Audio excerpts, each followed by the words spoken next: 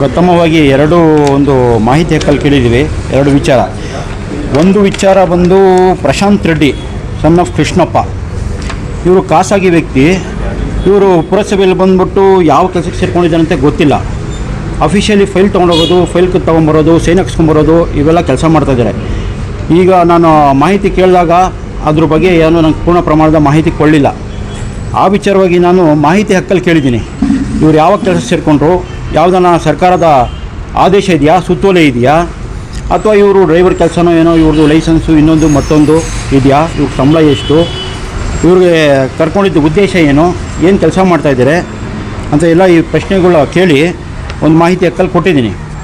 ಮತ್ತೊಂದು ವಿಚಾರ, ಸ್ವಾಮಿ ಎಂಬವರು, ಅವರು ಜಲಗಾರ, ವಾಟರ್ಮ್ಯಾನು, ಅವರು ನಿವೃತ್ತಿ ಆಗಿದೆ ಅಂತ ನನಗೆ ಮೊನ್ನೆ ಮಾಹಿತಿ ಸಿಕ್ತು. ಮಾಹಿತಿ ಸಿಕ್ಕಿದ್ದಾದ್ರೂ ಅವರು ಕೆಲಸ ಮಾಡ್ತಾಯಿದ್ದಾರೆ. ಇದೇ ರೀತಿ ಬೇರೆ ಕ್ಷೇತ್ರದಲ್ಲೂ ಒಬ್ಬರು ವೆಂಕಟರಾಮು ಅಂತ ನಿವೃತ್ತಿ ಹೊಂದಿದ್ರು. ಆಮೇಲೆ ಅವರು ಮಗವರಿಗೆ ಕೆಲಸ ಕೊಡಿ ಅಂತ ಕೇಳೋ ಸಂದರ್ಭದಲ್ಲಿ ಇದಾಗಲ್ಲ, ಇದು ಕಾನೂನು ಅಡಿಯಲ್ಲಿ ಬರೋದಿಲ್ಲ, ಇದು ನಾವು ಕೊಡೋಕ್ಕಾಗಲ್ಲ ಅಂತ ಹೇಳಿ ತೆಗೆದಾಕರು. ಅದಾದಮೇಲೆ ಈ ಸ್ವಾಮಿ ಅಂಬರು ನಿವೃತ್ತಿ ಹೊಂದವರಲ್ವಾ, ಅವರು ಯಾಕೆ ಕೆಲಸ ಮಾಡ್ತಾಯಿದ್ದಾರೆ, ಅವರು ಕೆಲಸ ಮಾಡೋದು ಈಗ ಪ್ರೆಸೆಂಟ್ ಕೆಲಸ ಮಾಡ್ತಾಯಿದ್ದಾರೆ. ಅದೊಂದು ಹಾಕಿದ್ದೀನಿ ಮಾಹಿತಿ ಹಕ್ಕಲ್ಲಿ, ಅವರು ನಿವೃತ್ತಿ ಹೊಂದಿದ್ದಾರಾ ಅಥವಾ ಇಲ್ವಾ ಅಂತ ಅದು ಹಾಕಿದ್ದೀನಿ.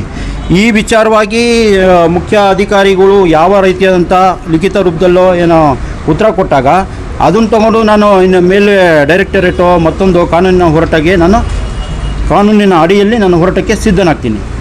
ನಿಮಗೆ ಯಾವಾಗ ಗಮನಕ್ಕೆ ಬಂತು ಈ ಥರ ಆಗ್ತಾಯಿದೆ ಅಂತ? ಇತ್ತೀಚೆಗೆ ಸುಮಾರು 1.5-2 ತಿಂಗಳಿಂದ ನನಗೆ ಮಾಹಿತಿ ಬಂತಿದ್ದು, ಆದರೂ ಗಮನಿಸ್ತಾ ಇದ್ದೆ ನಾನು. ಆದ್ದರಿಂದ ಗಮನಿಸ್ತಾ ಇದ್ದೆ. ಈಗ ಇವತ್ತು ನಾನು ಮಾಹಿತಿ ಅಡಿಯಲ್ಲಿ ನಾನು ಕೊಟ್ಟಿದ್ದೀನಿ. ಪುರಸಭೆಯಲ್ಲಿ ಪ್ರಶಾಂತ್ ರೆಡ್ಡಿ ಎಂಬುವರು ಅಫಿಷಿಯಲ್ ಫೈಲ್ ತೊಗೊಂಡೋಗೋದು, ಫೈಲ್ ಸೈನ್ ಹಾಕ್ಸ್ಕೊಂಬಿಡೋದು, ಪ್ರತಿಯೊಂದು ಇನ್ಚಾರ್ಜು ಪ್ರತಿಯೊಂದು ಮಾಡೋದು, ಅದು ಯಾವ ಇದರಿಂದ ಅವ್ರು ಸೇರಿಸ್ಕೊಂಡ್ರೆ ಗೊತ್ತಿಲ್ಲ. ಅದರಿಂದ ನಾನು ಕೊಟ್ಟಿದ್ದೀನಿ. ಖಾಸಗಿ ವ್ಯಕ್ತಿ ಸರ್ಕಾರಿ ಒಂದು ಇದರಲ್ಲಿ ಕಚೇರಿಯಲ್ಲಿ ಯಾವ ರೀತಿ ದರ್ಬಾರ್ ಮಾಡೋಕ್ಕೆ ಸಾಧ್ಯ, ಅವರ ಡೆಸಿಗ್ನೇಷನ್ ಏನು, ಅದೆಲ್ಲ ಕೇಳಿದ್ದೀನಿ. ಮಾಹಿತಿ ಅಡಿಯಲ್ಲಿ ಕೇಳಿದ್ದೀನಿ. ಮುಖ್ಯ ಅಧಿಕಾರಿಗಳಿಗೆ ಈಗ ಬೆಳಿಗ್ಗೆ ಕರೆಯನ್ನು ಮಾಡಿದ್ದೆ. ಮೊನ್ನೆ ನಾವು ಜಿಲ್ಲಾಧಿಕಾರಿ ಕಚೇರಿಯಿದ್ದೀನಿ, ನೀವು ಅಲ್ಲಿ ನಮ್ಮ ಸಂಬಂಧಪಟ್ಟ ಅಧಿಕಾರಿಗಳಿದೆ ಅವ್ರು ಕೊಡಿ ಅಂತ ಹೇಳಿದರು. ಕೊಟ್ಟಿದ್ದೀನಿ ಅವ್ರಿಗೆ. ಇದಕ್ಕೆ ಯಾವ ರೀತಿಯಾದಂತಹ ಅವರು ಉತ್ತರ ಬರುತ್ತೆ ನಾನು ನಿರೀಕ್ಷೆ ಮಾಡ್ತೀನಿ. ನನಗೆ ಅನ್ನಿಸಿರೋ ಪಟ್ಟಿಗೆ ಕರೆಕ್ಟಾಗಿ ಬಂದು ಅವ್ರು ಯಾವುದು ಅನಧಿಕೃತವಾಗಿ ಏನಾದಿದ್ದರೆ ಅವ್ರಿಗೆ ಕೆಲಸದಿಂದ ವಜಾಗೊಳಿಸಬೇಕು, ತೆಗೆದಾಕಬೇಕು. ಇಲ್ಲಾಂದರೆ ನಾನು ಕಾನೂನಿನ ಹೋರಾಟ ಮಾಡ್ತೀನಿ. ಭ್ರಷ್ಟಾಚಾರ ನಡೀತಾ ಇದೆಯಾ ಪುರಸಭೆ? ಹೌದೌದು, ಇಲ್ಲಿ ಬೇರೆ ಬೇರೆ ಇಲಾಖೆಯಲ್ಲೂ ಭ್ರಷ್ಟಾಚಾರ ನಡೀತಾ ಇದೆ. ಅದನ್ನು ಎಲ್ಲ ದಾಖಲೆಗಳನ್ನೆಲ್ಲ ನಾನು ಪರಿಶೀಲನೆ ನೋಡ್ಬಿಟ್ಟು ಅದನ್ನು ಆ ಮಾಹಿತಿ ಹೇಳಿ ಅದನ್ನು ನಾನು ಕೇಳ್ತೀನಿ. ನೀವು ಲೋಕಾಯುಕ್ತಕ್ಕೆ ಯಾಕೆ ಗೊತ್ತಿಲ್ಲ? ಲೋಕಾಯುಕ್ತಗಳಿಗೆ ಈಗ ಅದನ್ನು ಪೂರ್ಣ ಪ್ರಮಾಣದಲ್ಲಿ ಸ್ವಲ್ಪ ನಮ್ಮ ಗಮನಕ್ಕೂ ಬರಬೇಕಲ್ವಾ. ಸುಮ್ಮನೆ ಯಾವುದೋ ಒಂದು ಕೊಟ್ಟು ನಾವು ಲೋಕಾಯುಕ್ತಕ್ಕೆ ಹೋಗೋದು ಅದು ಸರಿ ಇಲ್ಲ. ಅದು ನಾವು ಗಮನಿಸಿ ಎಲ್ಲ ಮಾಡಿ ಇದು ನೈಜತೆ ನಮ್ಮ ಮೇಲ್ನೋಟಕ್ಕೆ ಇದು ಸತ್ಯಾಂಶ ಅಂತ ಬಂದಾಗ ನಾವು ಮಾಹಿತಿ ಅಡಿ ಕೇಳಿ ಆಮೇಲೆ ಲೋಕಾಯುಕ್ತಕ್ಕೆ ಹೋಗ್ತೀವಿ. ಸಂಬಂಧಪಟ್ಟಂಥ ಸಚಿವರಿಗೆ ಹೋಗ್ತೀವಿ, ಡೈರೆಕ್ಟ್ರೇಟ್ಗೆ ಹೋಗ್ತೀವಿ. ಆಮೇಲೆ ಇದಕ್ಕೆ ಕಾನೂನಡಿ ಏನೇನು ಅವಕಾಶಗಳಿದೆ ಅದನ್ನು ನಾವು ಬಳಸ್ಕೊತೀವಿ. ಅಂದರೆ ಈ ಆಟೆ ಉದ್ದೇಶ ಖಾಸಗಿ ವ್ಯಕ್ತಿಗಳು ವ್ಯವಹಾರ ಹೌದೌದು, ಭ್ರಷ್ಟಾಚಾರ ನಡೀತಾ ಇದೆ. ಯಾರು ಬರ್ತಾರೆ ಅವ್ರವ್ರದ್ದು ಇಲ್ಲಿ ದರ್ಬಾರುಗಳು, ಖಾಸಗಿ ವ್ಯಕ್ತಿಗಳಿಗೆ ದರ್ಬಾರು. ಮುಖ್ಯವಾಗಿ ಇಲ್ಲಿ ಚುನಾಯಿತ ಪ್ರತಿನಿಧಿಗಳಿಲ್ಲ. ಆದ್ದರಿಂದ ಯಾರಾದರೂ ಬರ್ಬೋದು, ಯಾರಾದರೂ ಹೋಗ್ಬೋದು. ಅವ್ರದ್ದೇ ಅಧಿಕಾರಿಗಳದ್ದೇ ಮೈದಾನ, ಅಧಿಕಾರಿಗಳದ್ದೇ ಕುದುರೆ ಎಲ್ಲ ಅವ್ರದ್ದೇ ಆಗಿದೆ. ಆದ್ದರಿಂದ ಜನಪ್ರತಿನಿಧಿಗಳು ಕೆಲಸ ಮಾಡೋಕ್ಕಾಗ್ತಾಯಿಲ್ಲ. ಯಾವ ರೀತಿಯ ದುಡ್ಡು ಬರ್ತದೆ, ಎಲ್ಲಿ ಕೆಲಸ ನಡೀತದೆ, ಯಾವ ಕೆಲಸಗಳೂ ಕಳಪೆ ಕಾಮಗಾರಿ ನಡೀತಾ ಇದೆ. ಕೆಲಸಗಳು ಮಾಡೋಣ 1 ವಾರಕ್ಕೆ ಕಿತ್ತೋಗ್ತಾ ಇದೆ. ಅವೆಲ್ಲ ಬೇಕಾದ್ರೆ ನಿಮಗೆ ದಾಖಲೆಗಳು ಕೊಡ್ತೀನಿ, ಕರ್ಕೊಂಡೋಗಿ ತೋರಿಸ್ತೀನಿ ಬೇಕಾದ್ರೆ. ಹಾಗಾದರೆ ಮುಖ್ಯ ಅಧಿಕಾರಿಗಳಿಗೆ ವಿಷಯ ತಿಳಿದಿಲ್ವಾ? ಇಲ್ಲ, ಈಗ ಮುಖ್ಯ ಅಧಿಕಾರಿಗಳಿಗೆ ನಾನು ಈಗ ಕರೆಯನ್ನು ಮಾಡಿ ಇರಲಿಲ್ಲ. ನಾನು ಕಚೇರಿಗೆ ಬಂದಾಗ ಅವರು ಇರಲಿಲ್ಲ. ನಾನು ಅವರಿಗೆ ಕರೆ ಮಾಡಿದಾಗ ಅವರು ಮಾನ್ಯ ಜಿಲ್ಲಾಧಿಕಾರಿ ಕಚೇರಿಯಲ್ಲಿದ್ದೀನಿ ಅಂತ ಹೇಳಿದ್ರು. ನಾನು ಜಿಲ್ಲಾಧಿಕಾರಿ ಕಚೇರಿಯಲ್ಲಿದ್ದೀನಿ, ನಮ್ಮವರಿದ್ದಾರೆ, ಅವ್ರು ಕೊಡಿ ಅಂತ ಹೇಳಿದ್ರು. ಅವರು ಈ ಕೊಟ್ಟ ಅಧಿಕಾರಿಗಳು ಏನಾದರೂ ಸ್ವೀಕಾರ ಮಾಡಿಕೊಂಡ್ರು. ಚಿಕ್ಕಬಳ್ಳಾಪುರ ಪುರಸಭೆ ವ್ಯಾಪ್ತಿನಲ್ಲಿ ಪುರಸಭೆ ಕಾರ್ಯಾಲಯದಲ್ಲಿ ಭ್ರಷ್ಟಾಚಾರ ಮತ್ತು ತುಂಬ ಅನಧಿಕೃತ ವ್ಯಕ್ತಿಗಳು ಯಾರು ಅಂತ ಹೇಳೋಕ್ಕಾಗಲ್ಲ, ಇಂಥವರೆಲ್ಲ ಬಂದು ಅವ್ರದ್ದೇ ಆದಂಥ ಚೀಫ್ ಆಫೀಸರ್ ಮಾಡದೇ ಇರೋವಂಥ ಮೀಟಿಂಗ್ಗಳನ್ನು ಮಾಡ್ತಾಯಿದ್ದಾರೆ.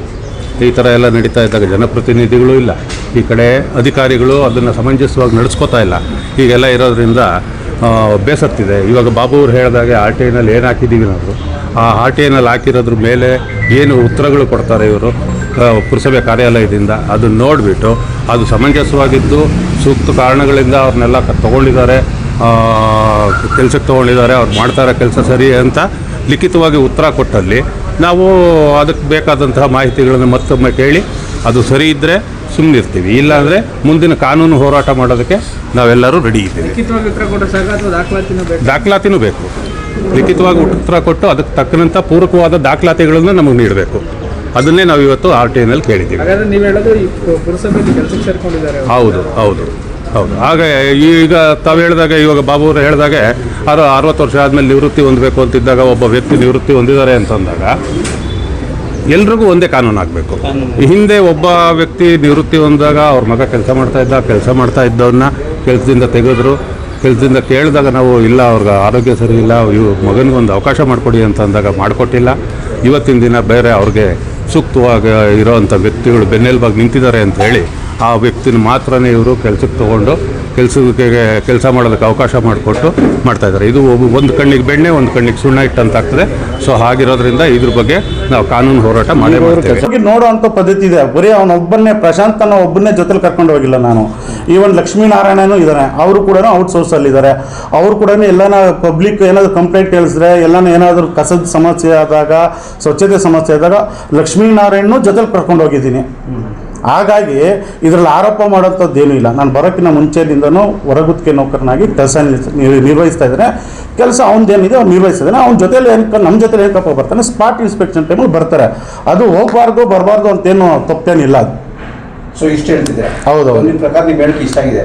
ಆದರೂ ತಮ್ಮ ಕಾರುಗಳಲ್ಲಿ ತುಂಬಾ ಒತ್ತುಗಳಲ್ಲಿ ತಮ್ಮ ವಿಚಾರಗಳಿಗೆ ನಾವು ತಮ್ಮ ಅಧಿಕಾರಿಗಳು ಕೂಡ ಅವ್ರು ಕೈ ಹಾಕ್ತಾ ಇದ್ದಾರೆ. ಮತ್ತೆ ನಿಮ್ಮ ಅಧಿಕಾರಿಗಳು ಅದು ತಪ್ಪು ನೋಡ್ರಿ.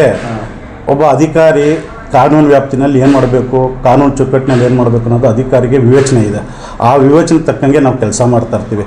ನೀವು ಯಾವ ಥರ ಸಂಬಂಧಪಟ್ಟಾಗಿದ್ದರೆ ಆರ್ ಟಿ ಎಲ್ ಹಾಕಿದ್ದಾರೆ, ಅವರು ಉತ್ತರ ಕೊಡ್ತೀನಿ. ಹಂಗೇನಾದ್ರೂ ಅವರು ಅಧಿಕಾರದಲ್ಲಿ ಹಸ್ತಕ್ಷೇಪ ಮಾಡ್ತಕ್ಕಂಥ ವ್ಯಕ್ತಿ ಏನು ದೊಡ್ಡ ವ್ಯಕ್ತಿ ಏನಲ್ಲ.